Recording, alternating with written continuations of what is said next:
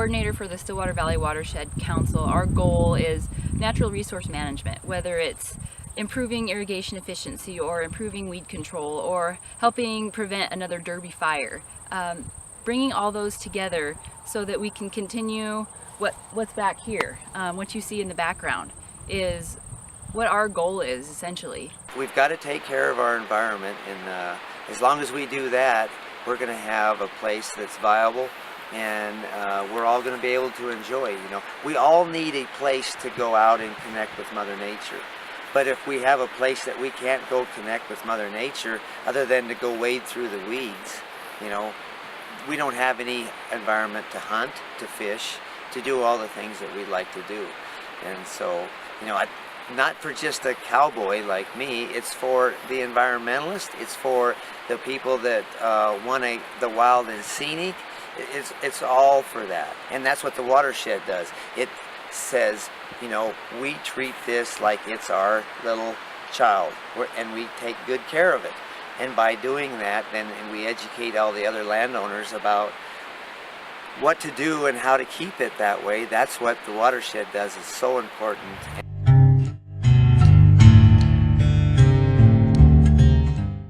So my name is Stephanie Moodry. I work for the Stillwater County Environmental Health Department.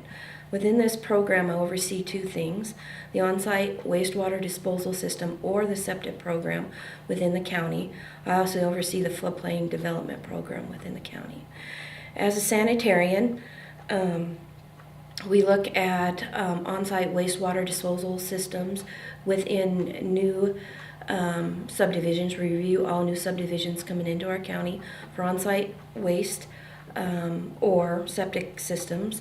We also look at the drinking water source or the water source. We also look at stormwater drainage and solid waste. So part of this program is we permit and inspect installation of septic systems.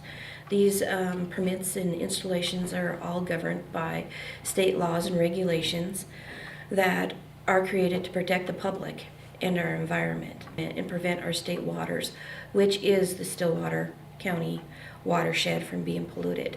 When I work with landowners, I always like to tell them is you don't want to be drinking what you're flushing, and we also don't want to be flushing our toilet into our rivers. And so again, these rules and regulations that govern inspection and permitting are there to protect the public.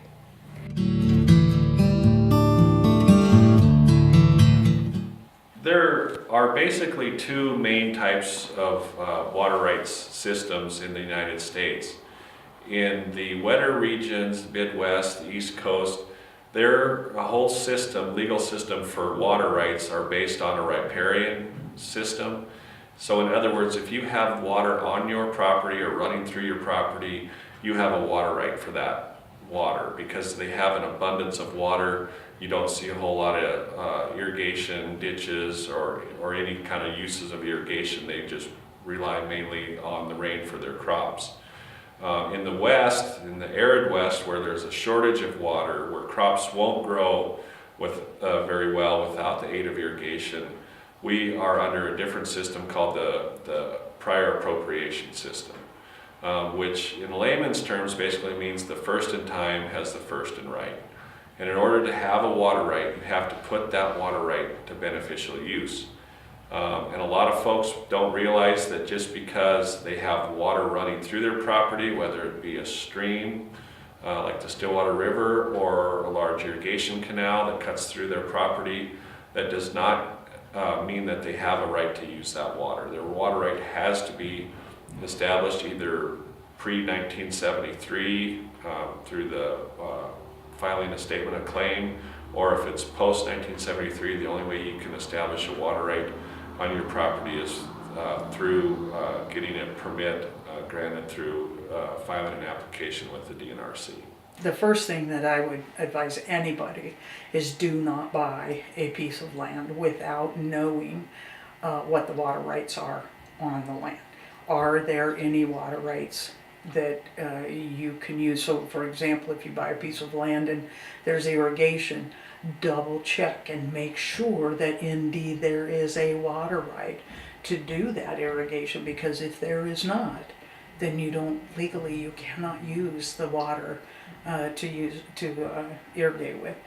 If you were to not check that first and you then decide that you want to do something with that land that's going to involve water, you want to contact the DNRC, because we deal with everything water related nearly, and we can tell you about what water level you might be able to need to go to in order to get water in, or get a viable well. We can tell you whether water is even going to be available in some sources. There are some sources where there's simply no water available for new use, depending on where you're at.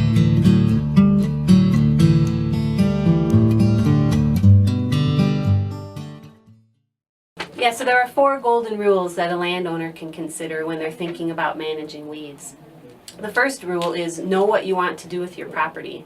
That will define what your management tools you might use to control your weeds and ultimately what vegetation you want to have there.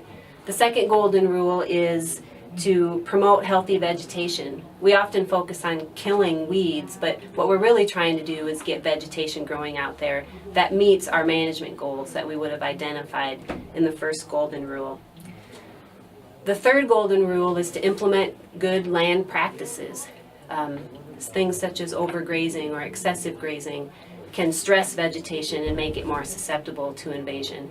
And then the final golden rule is no one weed control method works alone, and that really emphasizes the need for integrated weed management.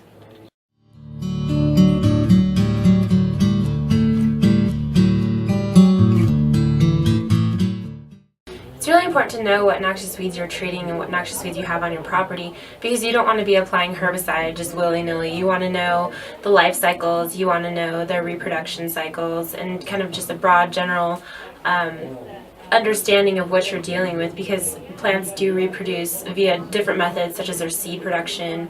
You need to know if you're dealing with an annual or a biennial or perennial, because those are all going to dictate and determine what types of herbicides you're going to use or what other types of management you could use, such as the biological control or chemical control or grazing. You need to know if these plants are toxic to some of the livestock that you could potentially use as a form of mechanical control. So it's really important to know what types of species you're dealing with before you can implement any type of control.